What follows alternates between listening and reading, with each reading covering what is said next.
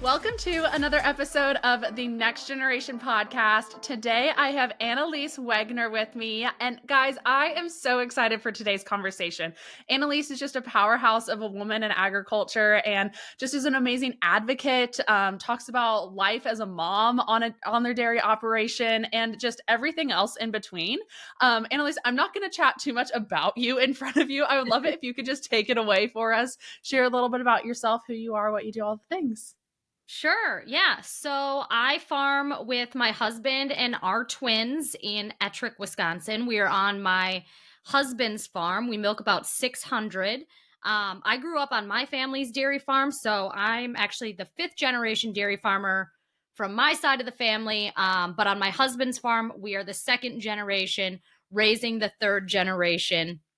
Um, yeah, I started sharing my story online probably back in 2012. I had just come to my husband's farm. Things were kind of going well, but it was around that time that I started noticing social media was really taking off. And more of like my Facebook friends were sharing things online, sharing things about agriculture that weren't true. And I was like, somebody's got to do something. And I guess that somebody's going to be me. So I started sharing my own story online, and it's really taken off since then and is where I am today. Yeah, and you have just grown such an amazing platform throughout that of not only other advocates and other women in agriculture, but like advocating for agriculture alongside of that yourself still. Can you talk a little bit more just about that journey of kind of starting to open up your guys' operation to the public and sharing more about that? I know it's especially hard for some people in the dairy industry that does get attacked quite often Hmm. to stomach the idea of opening up their operation to even just marketing, like even just talking about the fact that they exist is difficult sometimes. So can you talk a little bit more just about that journey, what that's kind of looked like, especially just like from the dairy side as well?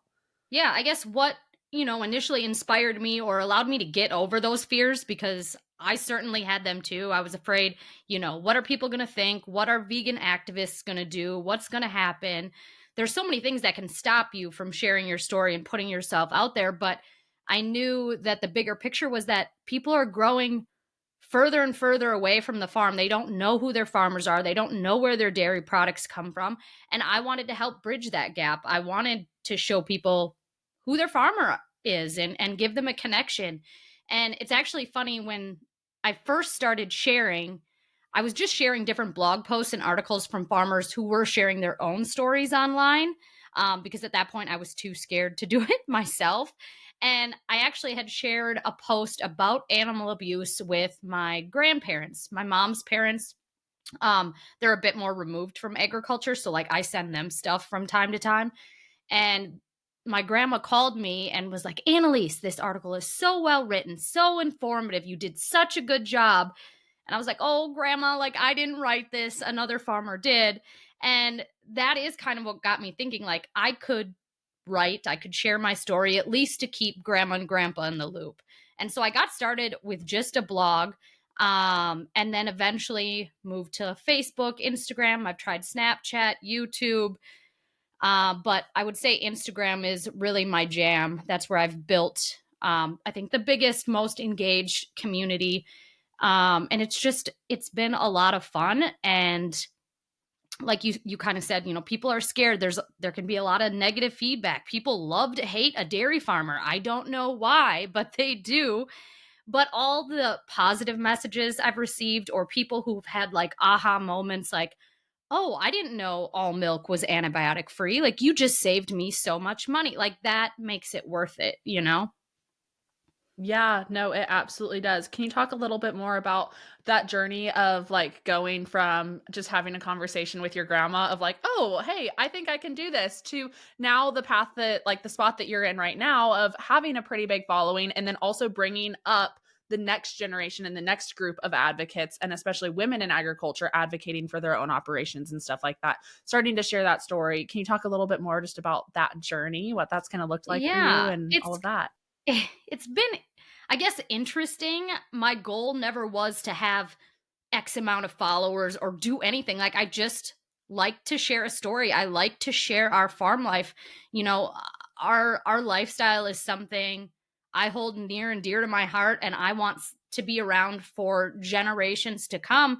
And so I'm just sharing the day-to-day basic stuff, and it's not always educational. You know, I try to mix in motherhood, just being a woman in general, some humor, a little bit of everything that just makes me me. And people, I guess some people seem to like it. You know, I've grown a lot in the last 10, 12 years. um and while my initial goal was to just share my own story, a big part of that now has become helping other people and encouraging other people to share their farm story, because I truly believe it takes every person involved in agriculture to share, to help bridge that gap. So whether you're on the farm or play a different role in agriculture, you have a story, you have a unique perspective, and you got to share it, because the way I talk about agriculture might not resonate with someone, but the way you talk about it very well could.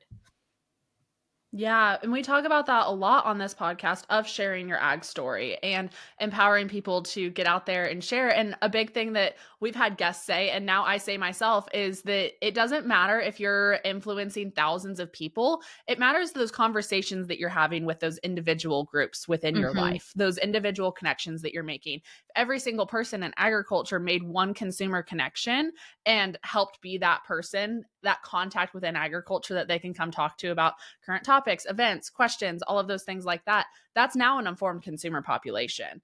Are we one to Mhm. one? Absolutely not. But we are on the path to that. And now we have informed consumers that can then take that spot of informing other consumers. And it's Yes. one of those things that it starts with us being open and willing to share our stories, even if it's scary, even if we're afraid of organizations like PETA or just animal activist groups or stuff like that. Like, just being open and willing to share can be really terrifying because of all of the flack that we sometimes get in agriculture. But at the same time, it's amazing to see the community that gets brought up with you along that journey as well.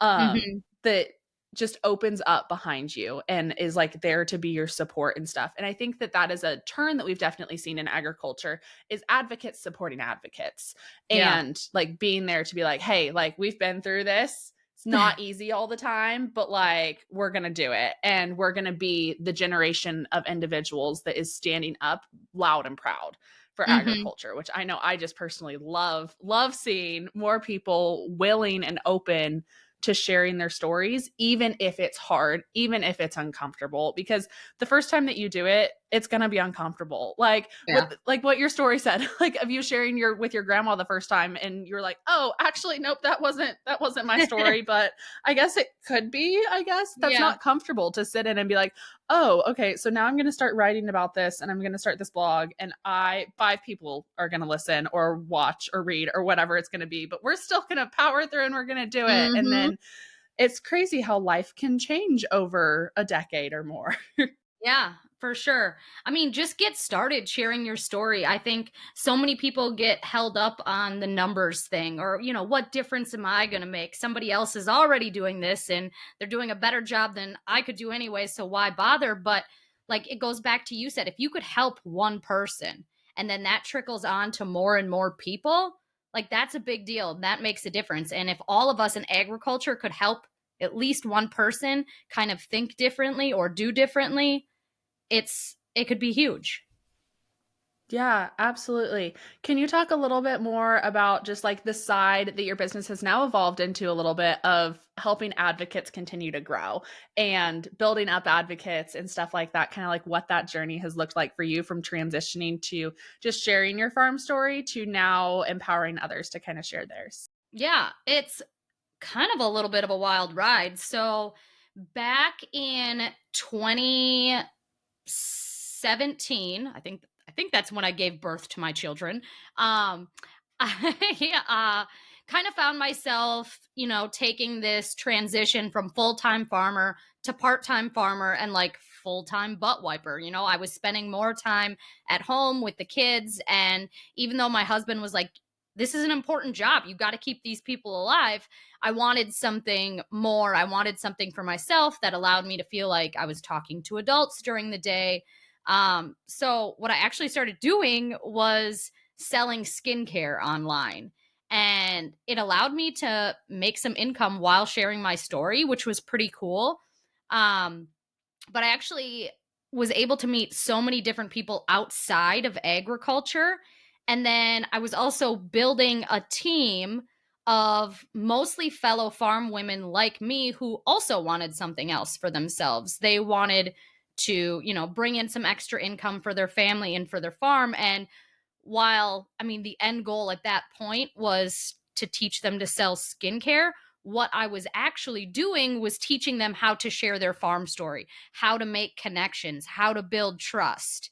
And eventually I kind of realized that's what I like most. I really want to help other people share their story. So I kind of put the skincare thing on the back burner and started focusing more on that and um, doing different speaking engagements, hosting workshops. I have a podcast now. And I really like doing different events and stuff like that and just getting people together, strengthening that community and giving people the confidence to go out there and do whatever it is they want to do. Yeah. What's some of your pieces of advice or stuff like that for people maybe just starting to share their ag story, or they're like listening to this and they're like, this is all great, guys, but like that's not going to be me? Or what's your advice to people out there that either are hesitant or just kind of starting? One, I would just say start. Don't wait until the timing is right. Don't wait until you think you know it all. Like, if there's never going to be the perfect time, you're never going to be perfect. Just do it, start, and figure it out and learn as you go. That's what I've done. And I will tell you, I still don't have it all figured out. Like, I'm just trying to create content that makes me happy and that resonates with my audience. So just do that. Remember, it is a social platform, right? At the end of the day, it's all about engaging with people. So just get started. Don't overthink it. And it's just kind of incredible to see where it goes, right? Like, I think another thing that maybe turns people off is they want big success right away. I started in 2012. Like, it takes a long time to build and get that community going. So just be patient, and you never know where it's going to take you. Never ever did I think I would be a speaker or a podcast host. But this one thing that I started years ago has now trickled on to more and more things, which is really cool. And I like what you said there of you never know where it's going to lead, because you really don't. Like, you don't, as much as we'd love to vision cast and goal plan and have our lives laid out on a silver platter of like, hey, XYZ, here's the plan. Yeah. That's not how it happens. We start things and we think that we have an end goal, or we think that we have like kind of a finish line in sight or something like that. And then the path changes and life alters. And then all of a sudden you're hosting a podcast or doing speaking events or doing things that you never saw yourself potentially doing in the first place. But that one chance that you took, that one opportunity that you opened yourself up to, changed the whole trajectory of your life without you even kind of realizing it. And it was a slow burn for you too. Like you said, it started in 2012 and your life slowly just started to change over time in a way that you never probably thought it would prior to Hmm. having your twins or prior to marrying your husband and being back on an operation or like things like that, that life changes. And I think that's the beauty of it. But that's where it comes into the fact of like, just start, because you're never going to be ready. You're never going to Hmm. have it all figured out. As much as we'd like to be able to sit there and be like, we know everything about agriculture, so now we can be an advocate for agriculture, that's not realistic. Like, there are going to be times when you don't know the answer. There are going to be times when you do screw up and like say Hmm. something wrong or things like that, and that's okay. Like, that's what holds so many of us back, is I think the fear of misrepresenting agriculture or screwing up and having an animal activist group come after us or like something like that. But we can't let the fear stop us from sharing our story, because if we do, then frankly no one in agriculture would be sharing their story. Right? For real. I know. And I think the fact that we can possibly screw up or not have all the answers right away is what makes us human. There has been Mhm. plenty of times where somebody has asked me a question and I didn't know the answer. Okay, like cows are my jam. If you ask me something about a field, I'm not your girl, but I will help make sure you get directed to the, right direction. Like I'll help you find that answer. I just might not have it. And I think that honesty, again, is what helps you build trust with people. 1,000%. And I think it's one of those things that's like, don't be afraid to say, I don't know in a Hmm. situation too. I think that that shows your humility as a person in a lot of situations. And it's okay to be like, hey, I don't know, but I'm a cow calf operation girl. If you have a dairy question, go ask Annalise because I don't Exactly. know. Yeah. I'm not the person to ask about this in any way, shape, or form. Are those Holsteins? I don't know. They're spotted cows that probably have milk. Don't ask me anything else about them. Like Right. I simply don't know, and that is okay. It's okay to have people go to a different or better source. It's okay to like even if it's in your specialty and someone asks me something about a Northeast Kansas cow calf operation and I can sit there and be like, yeah, I don't know. I Right. and that's okay. Like I think it's a time to show humility within it as well of you don't have to have all the answers. You don't have to be perfect.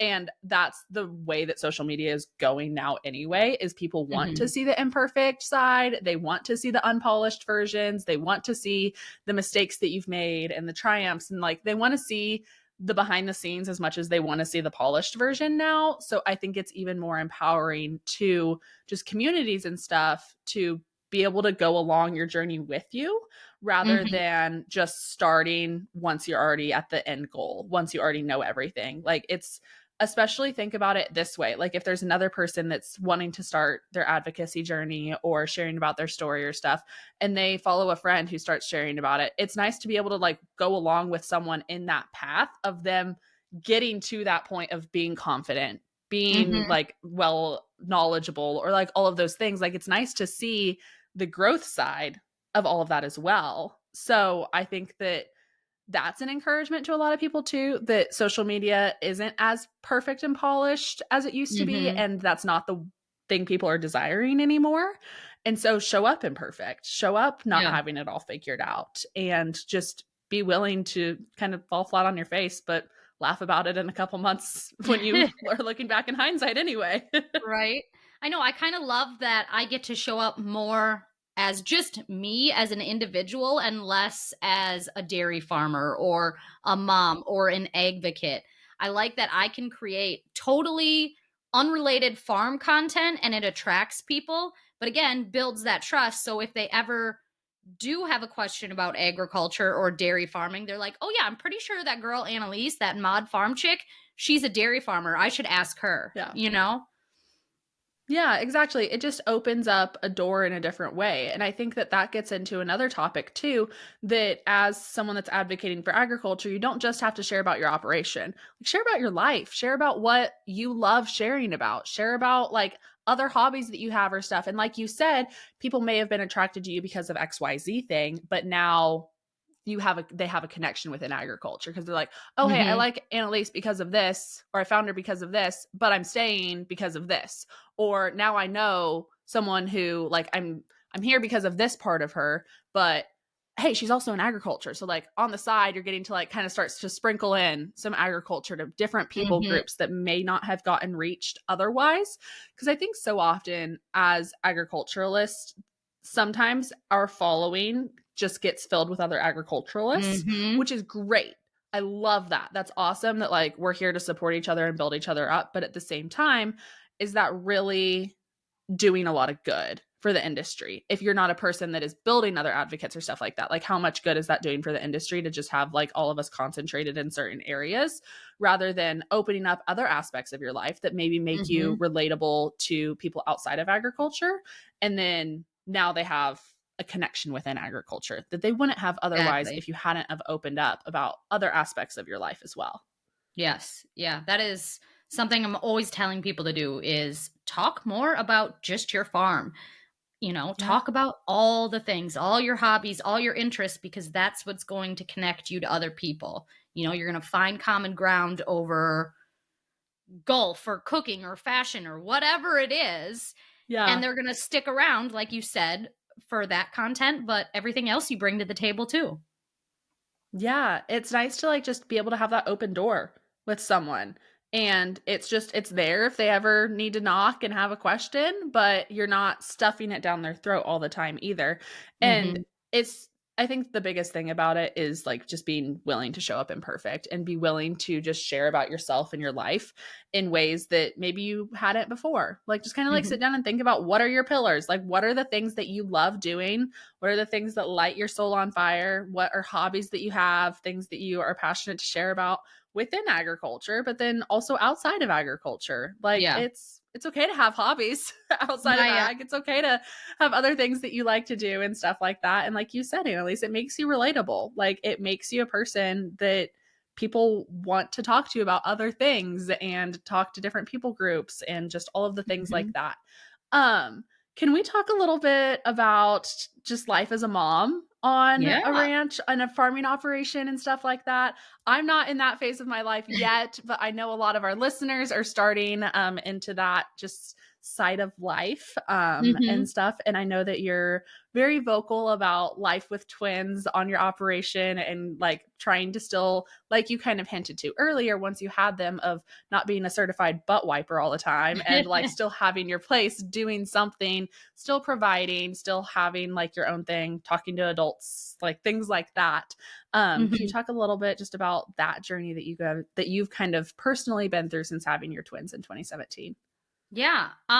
It's been a wild ride. I mean, twins, first of all.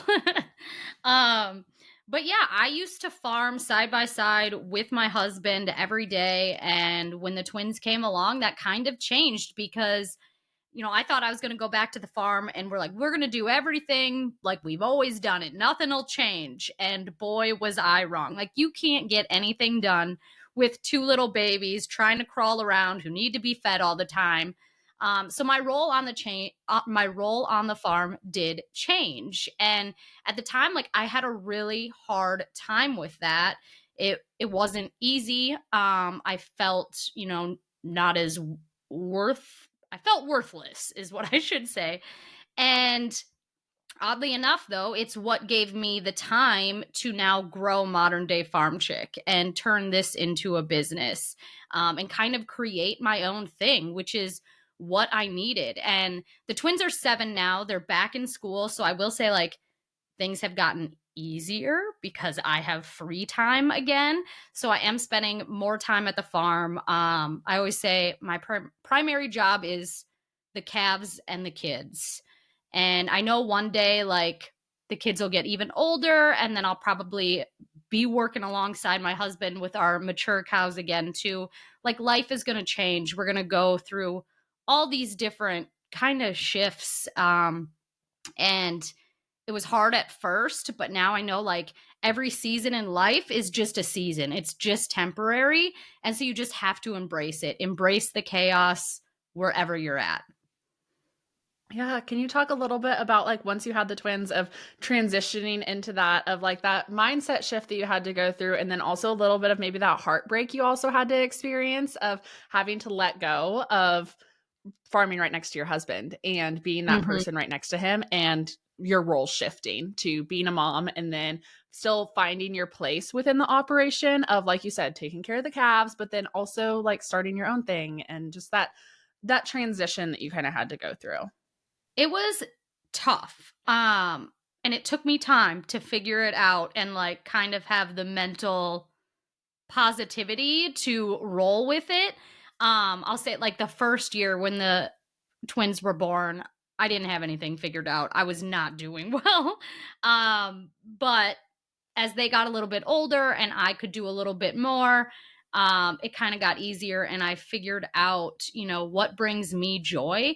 I think so many of us, especially in agriculture, can like get stuck doing things we think we have to do because we think it needs to be done for our family or for our farm or our operation. But is it really what brings us joy, what excites us and allows us to make those around us better?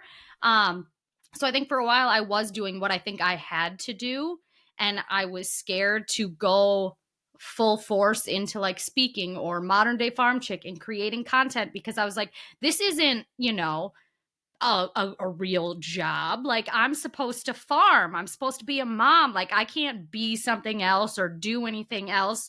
And once I got over that and stopped caring like what people thought, modern day farm chick became really successful. I started getting more speaking engagements. I started getting more brand partnerships.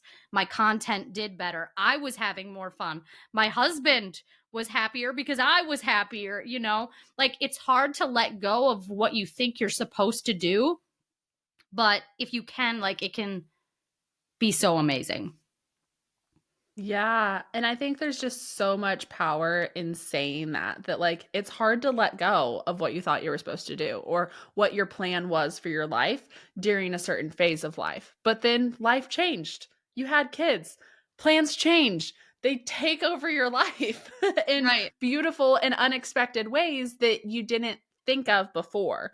And so not only did your role on your operation change, but your role changed like as becoming a mother, and then you started a whole new business venture because of it and a whole new way of providing for your family that it was a blessing in disguise that I'm sure you did not leave for your like having your kids and be like, this is going to be so great. Like, we have this all planned out. Like, I'm going to start modern day farm chick. I'm going to do all of this. And like, it's going to be amazing on the other end. It was probably one of those moments where you were sitting there and you're like, haha, this is terrifying.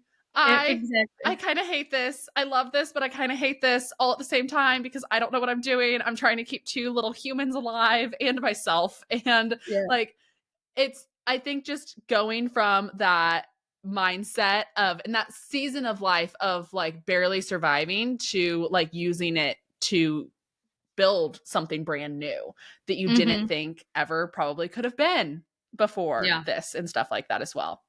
Yeah, my content back when they were infants, I think was just me in the motherhood trenches. And it's probably what bonded me with so many of my followers because they were probably at home in the trenches of motherhood trying to figure it all out. And then they see my content and they're like, oh my God, I'm not alone, like she's going through this too. Yeah. So, Yeah, absolutely. Can you talk a little bit more about that transitional phase from like going into modern day farm chick, building a business while being a mom, mhm. having a like strong entrepreneurial spirit to do something more, alongside being a mom. Like you have a passion for being a mom and taking care of your kids and being that caregiver for them, but at the same time, you're like, I also want something more.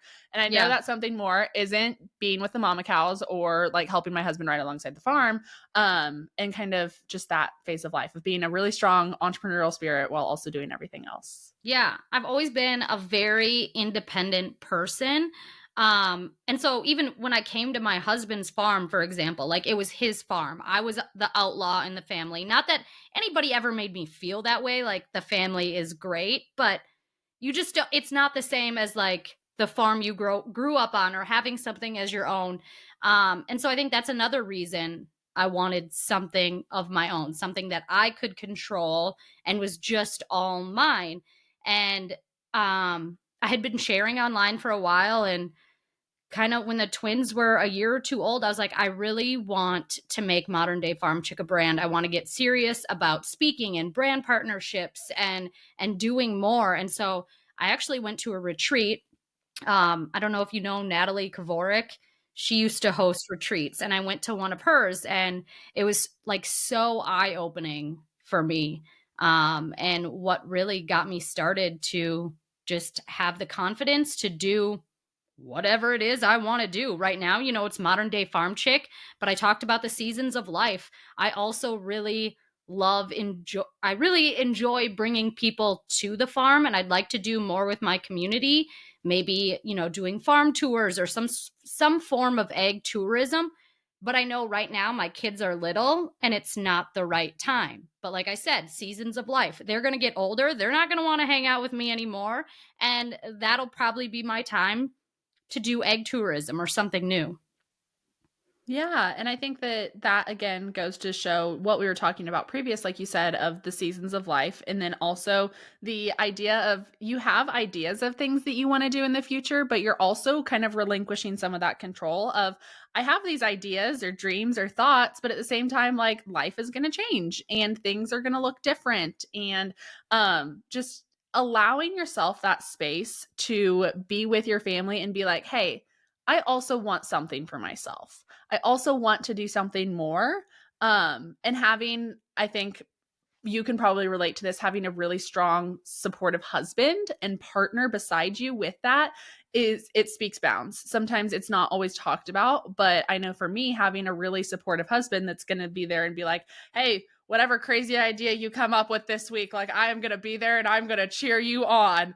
Yep. And like that gives us the power and time and ability to be able to sit there and be like, hey, I want something more. Like I love what we're doing, but I also need something for myself. And I don't know exactly what that looks like right now, but allowing yourself to have that space to find that I think is really powerful. And I like how what you were talking about earlier of you found something that like really ignited you. It like you looked at it and you're like, I love this.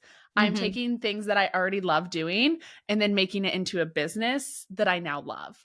Mhm. And it's like given you your purpose within the agricultural community that you probably didn't know that you were going to have when you first graduated college or left your family's operation or whatever years before you and your husband went off to be on his own and stuff like that. Yeah. So I think that there's just so much power to everything that you just said there with just like allowing yourself the space and then also the supportive support network to And allow you to have that space as well.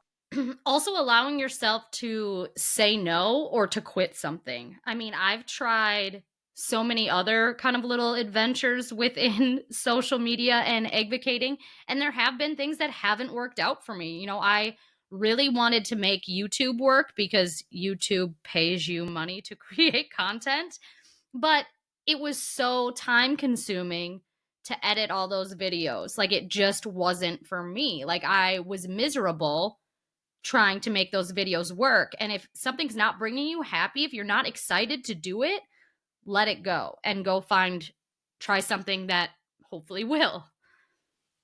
Yeah, absolutely. What advice do you have to any of the moms out there, or maybe soon to be moms or aspiring moms out there that maybe you're in the same shoes of like, hey, I want to find something. I'm not sure kind of what that looks like yet, but just what's your advice to moms within agriculture, just on the basis of everything we're kind of Yeah. talking about?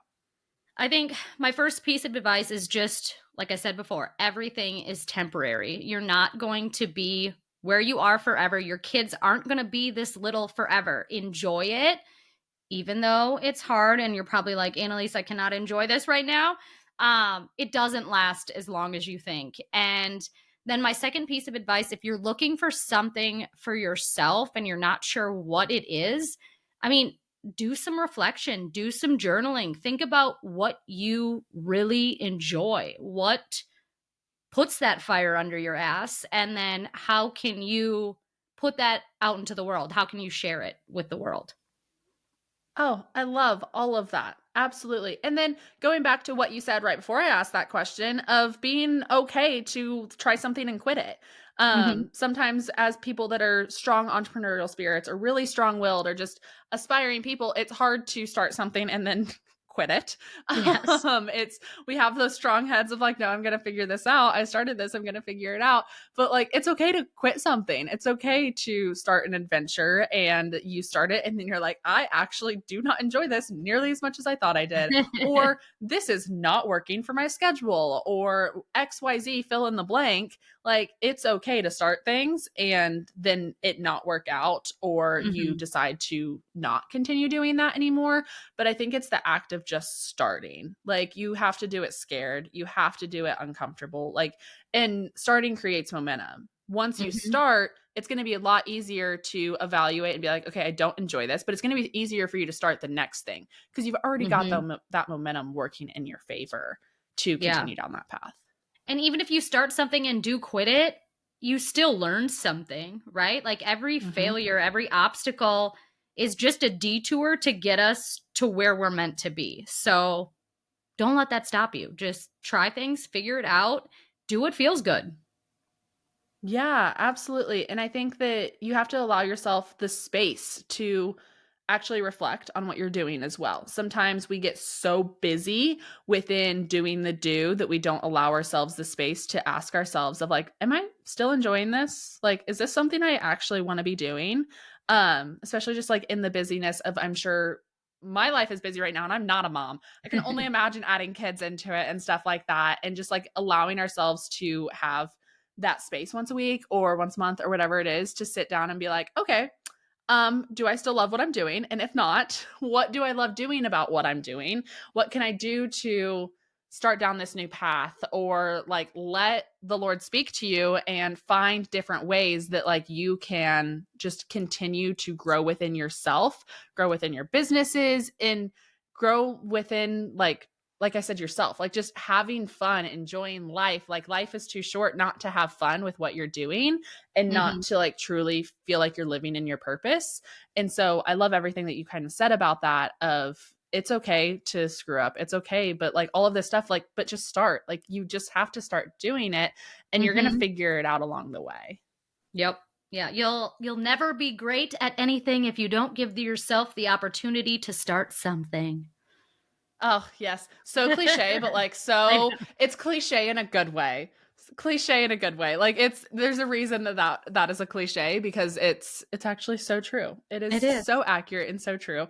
Can we transition a little bit into not only are you a mom, but you and your husband still very closely work with your family's dairy and Mhm. you guys have like a whole operation and a whole business with that and you're obviously still involved in it. So, kind of balancing that as well of being a support system for your husband in that business, and then kind of what that looks like for you and your family of still being kind of support staff for them alongside the operation and stuff. Yeah. So, my husband's parents established the dairy in 1986. They started milking, I want to say like 30 head in a tie stall barn and progressively grew to our current size of 600. Today we have a double eight parallel parlor. My in laws are still both pretty active on the farm. My mother in law, she's kind of taken a bit of a step back, but does the books for us, thank God. And my father-in-law does a lot with nutrition and land management, nutrient management. And then I would say my husband is the full-time like herdsman cow guy. He's taking care of the adult herd, and then I take care of our calves, our young stock. um so yeah, I don't know, it's really great that he's kind of doing his thing and then I get to help and be there, but I also get to do my thing. And like you said, he's really supportive. I think we make a good team. Yeah. Yeah. Can you talk a little bit more about like, so you guys obviously help run and operate this dairy as well. And being in a dairy situation is different than like my family having like 600 head of cow calf pairs looks very different than having like 600 head of milking moms as well. Hmm. And the support staff that you have to have outside of family for that a little bit. And just running a business in that way of like you're running your other businesses, but then you're also running a very different looking business alongside your in-laws and stuff like that. You probably have a staff of employees, you have all of these other things, just kind of what that looks like for you guys as well on that front. Yeah. So, I mean, dairy farms, we are operating and calving in cows year round. So we milk 3 times a day, and that means our parlor is constantly running. By the time we've milked the entire herd, cleaned, sanitized everything, it's time to start milking again. So we do have, I believe, 11 full time employees who help us care for our herds. So not only is my husband a cow guy, he is also our human resource guy, which is a little scary. But that it comes with the territory, and he's gotten a lot better at it. So yeah, everybody on the farm kind of has their different role and things that they do to keep the cows happy and healthy. Yeah, and I think that like you said, that it's one of those things of like being that support staff for your husband as well within that of everyone's role looks a little bit different and finding your place within that. Like you obviously expressed that you still wanted to be involved within the dairy operation, and what that looked like for you probably took some trial and error of they do have staff that could probably do your job, and you don't have to be the one out there doing that if you didn't want to be, but you still are like, hey, I still want to have a small piece of something that I can still be involved with in the dairy operation outside of being a mom, outside of having my own business and stuff like that. I still want to be involved, even though like I am the coming in-law child or stuff like that as well. Like I wasn't born into this operation, and like still being able to find your place within that, I think says a lot too. And that says a lot about your in-laws as well, of their openness to allow you to have a place, which I know some people don't have that opportunity, but still finding the balance within your own life of like, hey, I do still enjoy being here with the calves, and this is Mhm. what I want to do for this phase of life. And you know what, that's going to look a little bit different in a few phases of life. I might Exactly. not still be taking care of the calves in 10 years or stuff like that, but right now, this is a place that I have found that I can dedicate some of my time to and help them, but also like still help myself feel involved Mhm. in it as well. For sure. Yeah, it's my in-laws. I mean, I remember when I first started dating my husband and I was fresh out of college and kind of looking for a job. And so I was just helping out at the farm, here and there. And finally my mother-in-law was like, "Do you want to like work here full time?" I was like, "Yes, I do." So they were really, I mean, very opening and letting me come and like letting me find my place and have an opinion. And I mean, it's been great. Yeah, and I think that that is just so important no matter what operation standard people are running, like what their operations look like, whether it be a cow calf operation or whether it be a dairy or a farm or row crops, whatever it looks like, a million different facets that it can look like for a lot of different people, is allowing yourself and that space to find what you love within that operation and running those operations like a business in any other aspect. Like we talked about earlier, of you have to do what you love. Like you have to find what you actually enjoy doing. And that is so true within agriculture and within operations as well, especially as like women within agriculture, of like maybe you're a mom, maybe you're not, maybe you're running other businesses, stuff like that. Like it's going to look different if we're alongside our husbands or spouses or family members doing stuff, but still advocating for yourself that like, hey, I want to have a place here. I don't necessarily know what that looks like right now, but I do want to have something. Are you Hmm. willing, like, and willing to let yourself find what that looks like, and then willing to stand up for yourself within those family conversations of saying like, hey, I don't enjoy doing this, or I do enjoy doing this, or like things like that. And like if that's a passion that you have and you want to have a small piece, then standing up for yourself and finding that as well. Yeah. It's, I mean, like I told you, so many different role changes. It's been an interesting ride ever since I became a mother. Because like I mentioned, my husband and I used to work together side by side every day. And I would say we actually got along better then because we were literally walking in each other's shoes all day long. You could see what that other person is going through. And so at the end of the day, you're a little less hard on them, or like you've seen the day's struggles and successes, where now I don't see him all day every day. And so sometimes when we get home, he gets home or I get home, we can bicker a little bit because we're like, well, what'd you do today? Or what'd you do? So that's been kind of an interesting shift too that we've had to figure out. Yeah, 1,000%. And like it's gonna continue to shift, like you said. Like as the years continue to go on and stuff like that, if you open up agritourism or things like that dynamic is gonna continue to shift and evolve and grow and all of the things like that. What is kind of next for your journey, your path, just like more on a personal level? What's coming up for modern day farm chick? What's coming up? What goals do you have Yeah. on the timeline for the next few years? Stuff like that, just on a more personal level. I think right now I'm just like super happy with where I'm at. So I don't have a lot of big goals. I feel like I am just riding out whatever this wave is. But like I said, in the future, I would like to do more egg tourism or in person farm stuff. So that's definitely on my radar, but just kind of waiting for the kids to get older, that timing to be right. Right now, they're little. I want to be home as much as possible. But then when I get sick of being home, I want to go travel and speak and do different events. So it's just kind of finding my own perfect blend of all of that right now. Oh, absolutely. I love that so much of like just the contentment of you're like, I'm happy right now, but also like life's gonna change. So we'll see what happens next. Exactly. Yeah. As we start to round out this podcast, I would love to ask you the question that I ask all of our guests that come on the Next Generation podcast. And that is what is your one piece of advice that you have for the next generation of agriculture? I would tell them that your story matters, that you have a perspective, and that you have to share it. And sharing your story can look like so many different things. Like, it doesn't have to be blasting your life online, it doesn't have to be speaking. It could be working within your community, serving on a town board, giving a tour, teaching a class. Like, do what you're passionate about and share it with other people. And know that your story matters. Just like we talked about, I think this entire episode, just get started, figure it out. Don't let fear stop you.